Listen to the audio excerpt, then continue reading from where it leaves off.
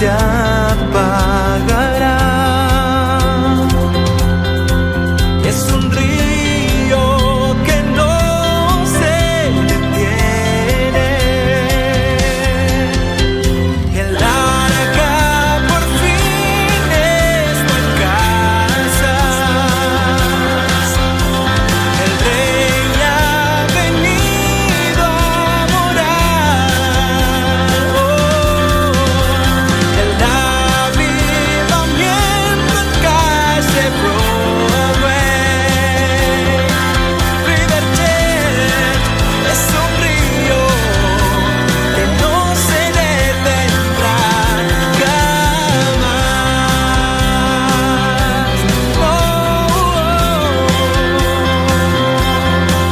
River Jet es un río que no se detendrá jamás.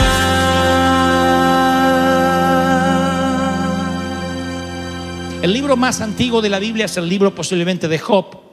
Y el libro de Job es el epítome del dolor. Es un hombre que pierde su familia en una catástrofe, pierde su riqueza, su salud, pero lo peor, un día se transforma en un hombre que pierde la esperanza.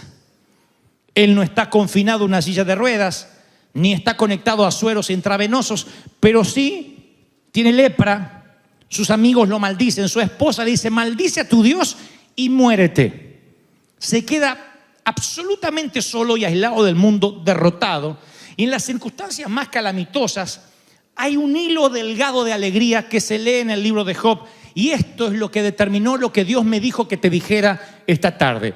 Job dijo: me regocijo con un dolor inquebrantable. ¿Cómo uno se va a regocijar con un dolor? Si estás con un dolor inquebrantable, no te regocijas. Posiblemente el dolor más fuerte que yo he tenido no ha sido cuando me corté 2 dedos de la mano.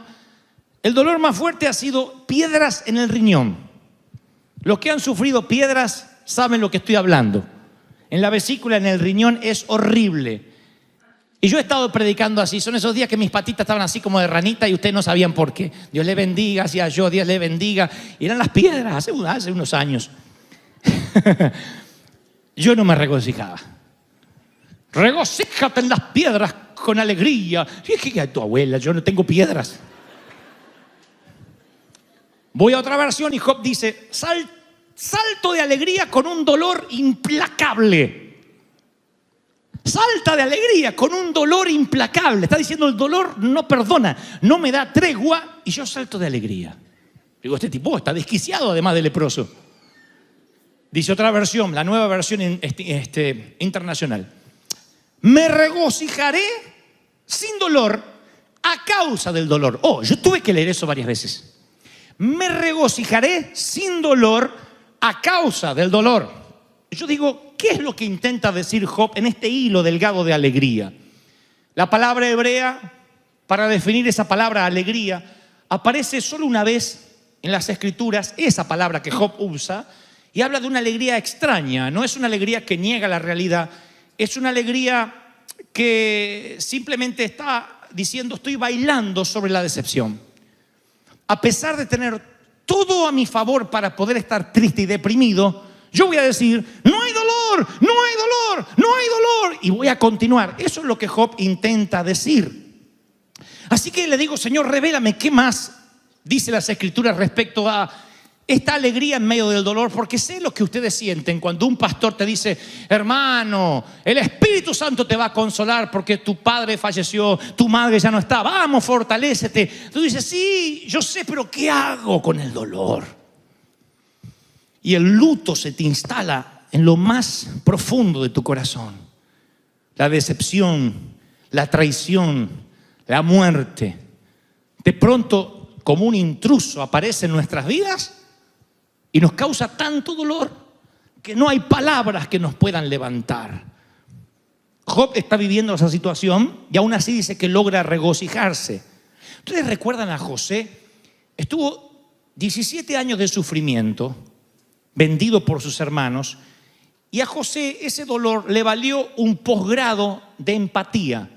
Porque cuando él estaba en la cárcel, él, que era un adolescente, por lo que leo en las Escrituras, vistiendo una ropa cara, el mimado del papi, 17 años después está en la cárcel y tiene empatía y ve el dolor en un prisionero que está abatido, y eventualmente ese dolor que ve en el prisionero que está con él salvaría a 2 naciones. El dolor es el mejor profesor de teología que jamás puedas conocer. Es un entrenador de la vida. Cuando te dueles, identificas en qué necesitas crecer, qué necesitas sanar, y por sobre todas las cosas, oigan lo que te diré. Oye lo que te diré, reordenas tus prioridades como ninguna otra eventualidad de la vida podría ordenarla. El dolor te otorga un posgrado, te enseña, te reorienta. Y yo voy a muchos protagonistas principales de las Escrituras, veo a un Job que perdió todo, a Sara luchando con esterilidad, Moisés fugitivo por 40 años, David con un suegro que intenta matarlo, María Magdalena endemoniada, Pablo que tenía recuerdos de asesinato impregnados en su alma.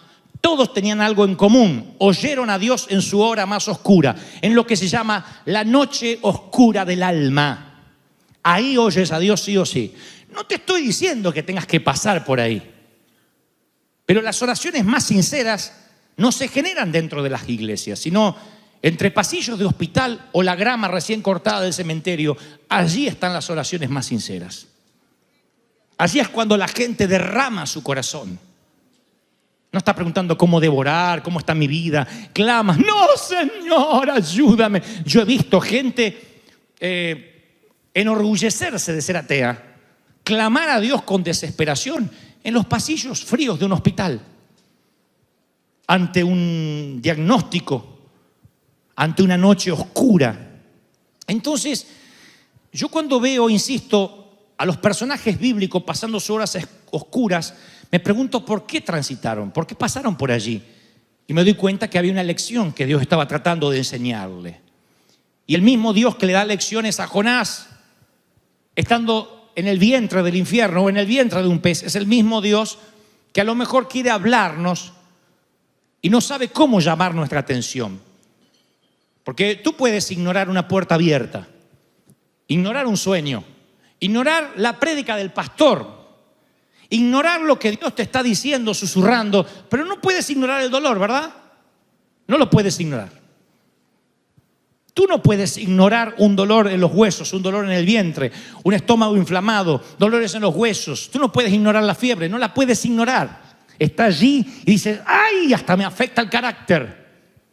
Y Dios usará todos los métodos posibles. No digo que Él generará el dolor, pero sí lo utilizará para llamar nuestra atención. Dios quizás tenga que sacarte de un comportamiento adictivo, tenga que sacarte de una situación adversa.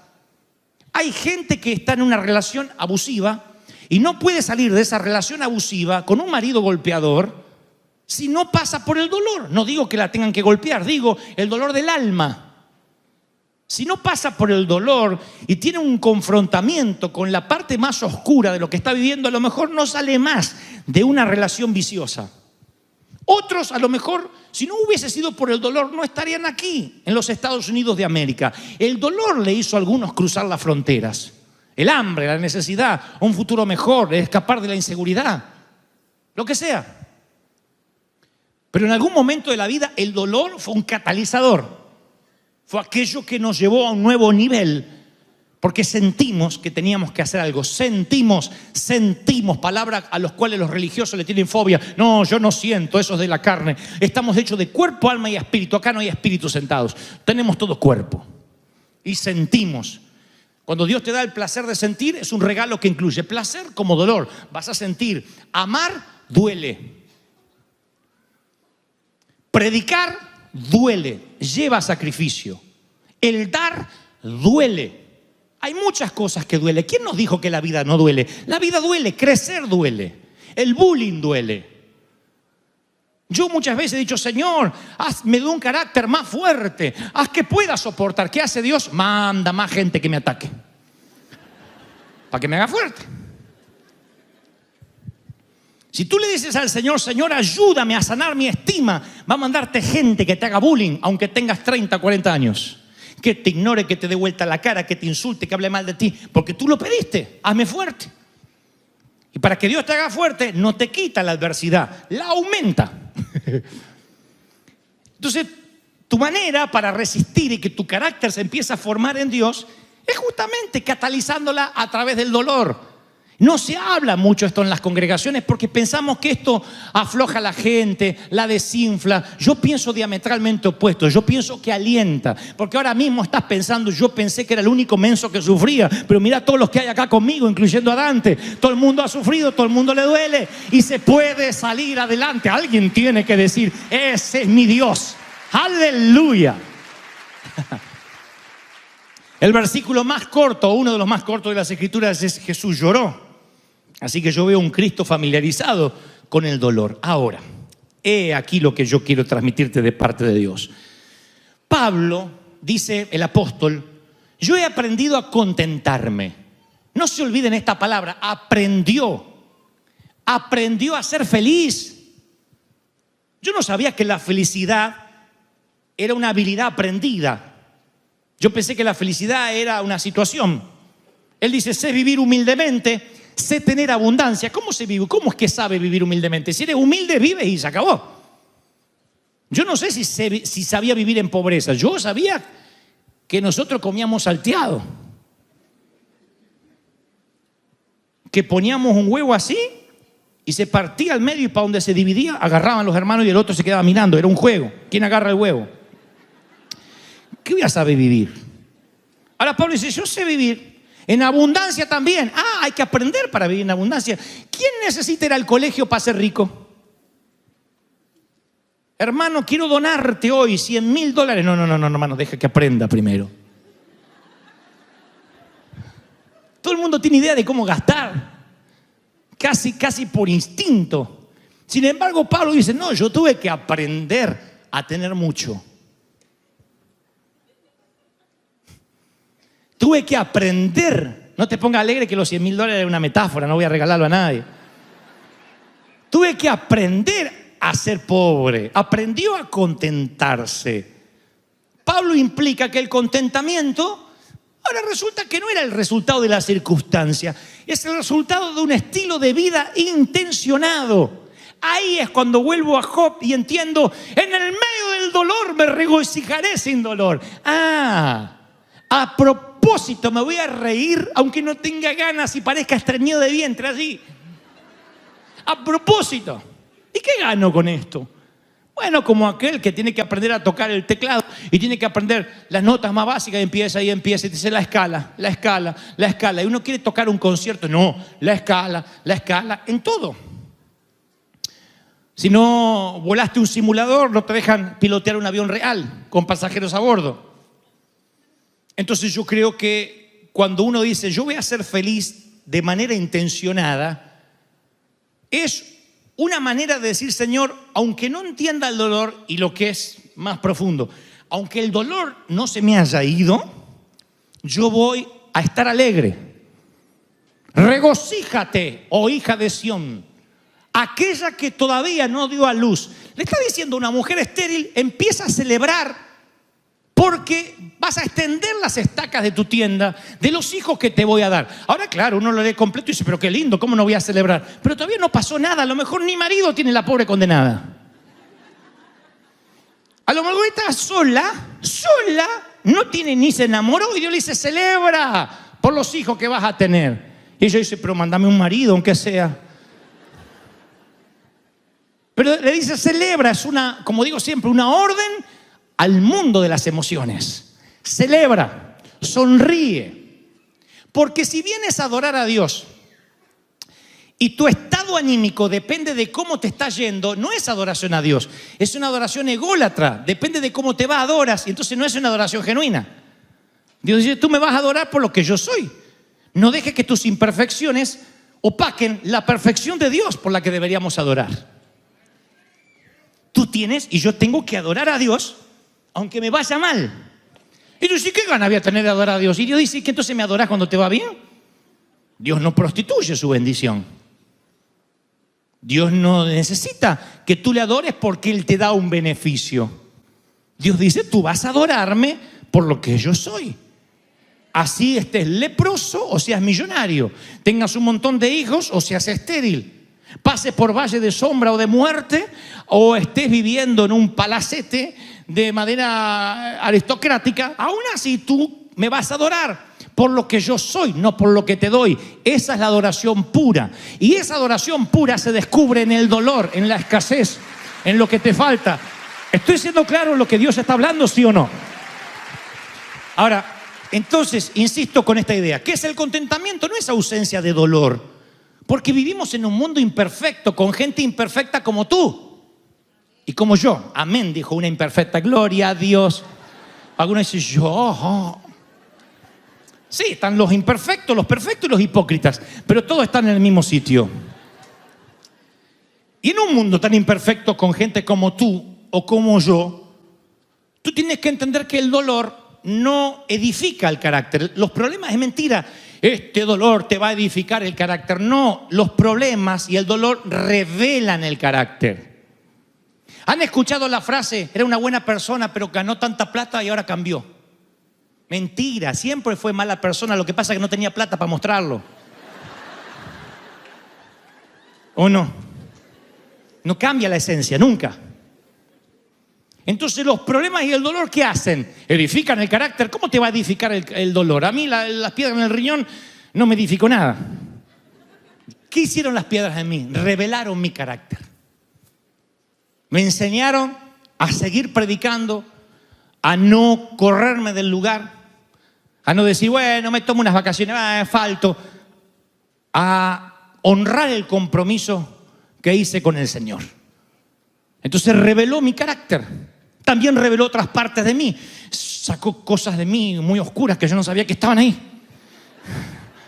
Me revolcaba así por la alfombra y me dolía todo. Me acuerdo que Liliana iba manejando y se decía, ¡para! Iba manejando, agarraba una piedrita y ¡ay, Señor! Y yo, ¡ay! Decía, Señor, llévame, no quiero vivir. Hasta que llegaba a la iglesia, a la catedral, y ahí tenía que predicar. Mi carácter fue expuesto por el dolor. Uno descubre quién es cuando pasa por valle de sombra y de muerte. Tú tienes que decidir qué hacer con esos descubrimientos. Puedes reaccionar con ira, con desaliento, con negación y no vas a poder reconstruir nada. O dices, wow, mira todo lo que Dios tiene que hacer conmigo. Hace unos años atrás, varios, yo venía manejando y me había propuesto usar el recorrido que yo tenía desde Buenos Aires hasta casa, hasta el lugar donde trabajaba, que era un seminario bíblico, que era largo, me agarraba unos trancones en el tránsito, escuchar prédicas, y si no tenía ganas de escuchar mensajes, alabanza, adoración. Y un día se me cruza un camión así, y tenía esas piedritas que hacen de relleno, y una hace tin, tin, tin, tin, ping, y me parte el parabrisas. ¿Vieron Hulk cuando le sale así los músculos verdes? Salió un gusano de dentro mío. Empecé a perseguir al camionero, no sé para qué, como los perros que siguen las ruedas, después no saben qué hacer. Pero empecé a seguir al camionero. Y me para al lado y dije, ¡la rompí! Y me hace... ¡Ah! Había palomas del espíritu adentro que hicieron... Volaron todas. Buitres bajaron arriba de mi auto. Me estacioné y miré. Digo, desgraciado, me partió el parabrisas, una piedrita. Dije, ¡ay! Me enojé tanto. Y ahí descubrí que mi seminario bíblico tenía algunas fisuras.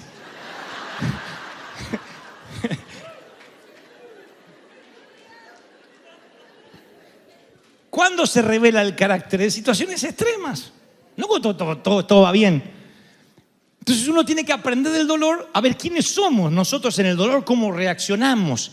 Eso es lo que dice Pablo. Tuve que aprender a vivir en escasez, en abundancia. Pablo le escribiría luego a la iglesia de Tesalónica y le diría, den gracias por todo. Y uno dice, bueno, sí, yo doy gracias por todo. No, pues yo no di gracias por el camionero, yo lo quería matar. Digo, Señor, si yo lo mato, está bien, porque tocó el parabrisas de un siervo de Dios. ¿No? Bueno, es lo que yo pensé.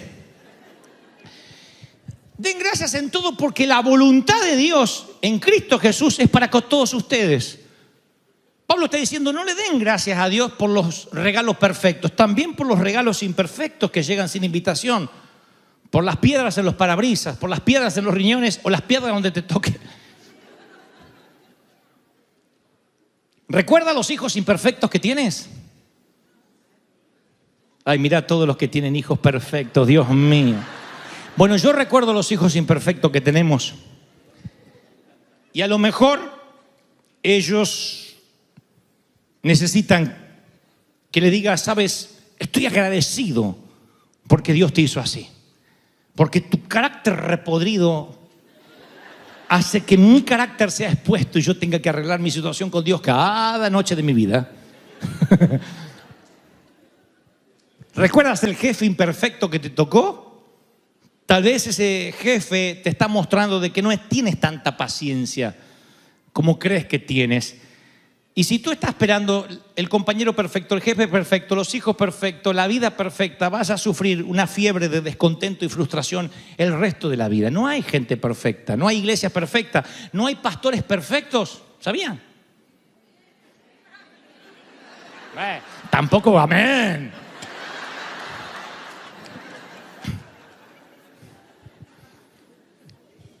La felicidad y el contentamiento es una actitud de vida. Y Pablo dijo, tú tienes que alegrarte por todo. Y tú dices, bueno, pero Pablo no sabe en el matrimonio en el que estoy.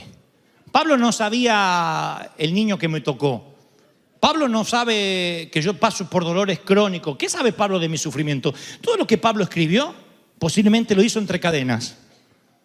Eran los tiempos que él tenía de sosiego para decir, voy a escribir cartas porque no me queda otra cosa. Estoy preso y en cadenas. Pablo no era un aristócrata que se iba a una cabaña frente al océano a escribir un libro, ¿eh? Y Pablo dijo, no os afanéis, porque el Señor dijo, no os afanéis diciendo qué comeremos, qué beberemos, qué vestiremos. Esto lo dice el Señor Jesucristo. Porque vuestro Padre sabe que tenéis necesidad de todas estas cosas. Busquen primeramente el reino de Dios y todo lo demás será añadido. Jesús dice, como Pablo, el contentamiento es el producto de una vida enfocada en Dios. Cuando te enfocas en Dios, tú puedes estar en cadenas, pasándola mal, pero tú dices, con lo mucho, con lo poco, yo voy a aprender a alegrarme. Pero si tu gozo está regulado por tu cuenta bancaria, eres tan pobre y tan miserable que lo único que podrás amasar es una fortuna. Serás tan pobre que lo único que tendrás es dinero, si tu vida está regulada por lo que acumulas en el banco. Tiene que haber algo más que supere tus cuentas bancarias. Si tu gozo y tu alegría está por un sitio donde vives, por un lugar donde vacacionas, no sé, por dinero que tengas, insisto, por un yate que puedas amarrar a tu costa, entonces eres miserable. Porque algún día el yate no lo tendrás, el dinero se rumbrará, todo por la ley de entropía se arruinará y tú quedarás miserable, pobre, ciego y desnudo, como el Señor diría que estamos. ¿Aún así te vas a alegrar? Claro, porque tu alegría no depende de lo que tienes. Es más, hay gente que dice, yo soy feliz porque viajo liviano. Pablo diría que la buena carrera es despojarse del peso. Él dice, ningún corredor sale a correr con peso. Tú no sales a correr una maratón con tacos altos, con un bolso, con un paraguas, porque no puedes correr. Y él dice, despojándome de todo peso. ¿Qué significa? Que rico no es el que más tiene, sino el que menos necesita. Ese es el rico. Rico es el que dice, no hay para comer, no importa, vamos a comer taco a lo pobre. O burrito, o lo que sea, vamos a hacer unos tacos con queso, listo. No hay queso, bueno, vamos a comer tortillas sola. Vamos a imaginarle el sabor. Y es feliz. Y otro a lo mejor se pone mal porque no le pusieron los cubiertos que él quiere comer, porque la carne no está a punto y vive amargado. Lo que trato de decir es que tu contentamiento tiene que estar por encima del dolor, y si pierdes ese contentamiento, entonces Dios hará que transites el dolor para que entiendas a los que sufren, para que llores, aunque seas Cristo, por el Lázaro que está dentro de la tumba, para que tengas dolor, para que te conmuevas. Los predicadores que hablamos de gracia no es porque somos libertinos, No es porque somos pecadores. Lo que hablamos de gracia es porque hemos sufrido, porque entendemos tu dolor, porque sabemos que no es fácil, porque la vida cristiana no es un paseo por el parque, porque esto es una batalla diaria. Cuesta ser santo, ¿cómo no va a costar? Por eso tenemos la gracia de Dios para darnos una ducha de gracia todos los días. Cuesta tener un carácter agradable a Dios, ¿cómo no va a costar? La vida cuesta y estás en una iglesia donde te entendemos, donde te comprendemos, pero la gracia nos alcanza para hacernos santos. ¿Cuántos dicen, ese es mi Dios? ¡Aleluya! Y si te diera yo hoy de parte de Dios una orden al centro de las emociones y te dijera, alégrate a pesar de la suegra, alégrate a pesar de la enfermedad, ¿podrías ordenarle al mundo de las emociones que tienes que alegrarte esta tarde? Bueno, empiecen con la cara, ¿eh? A ver, yo podría. Claro que podría. Podría. Che, tengas dientes o no, no importa. Ordénale a las emociones, tengo que sonreír. Entonces cambia la actitud. Ahora fíjense qué sabio que es Dios.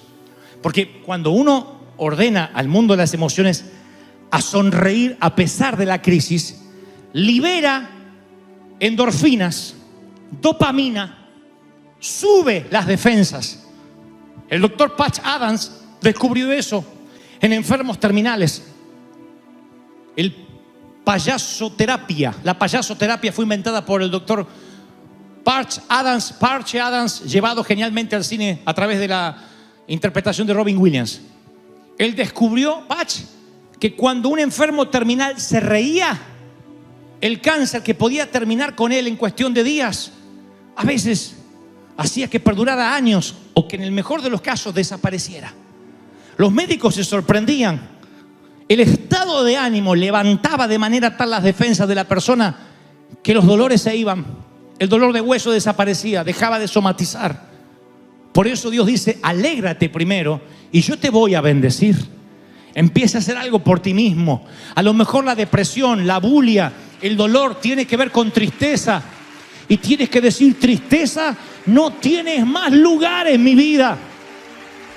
La alegría, el gozo viene sobre mi cabeza, como el óleo que desciende desde la cabeza hasta la punta de los pies.